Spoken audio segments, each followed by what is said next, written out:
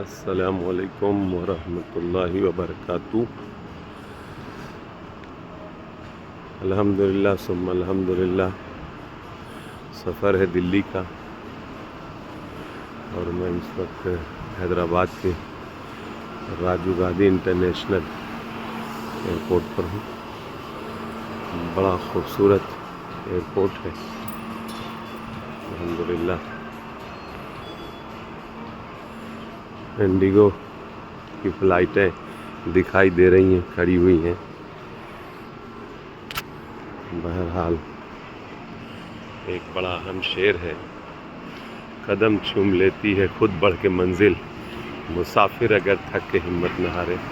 اللہ تعالی ہمارے سفر کو آسان فرمائے، ساری دنیا میں امن عطا فرمائے، ہمارے اغراض و مقاصد میں اللہ کامیابی دے۔ شکریہ، جزاک اللہ خیر۔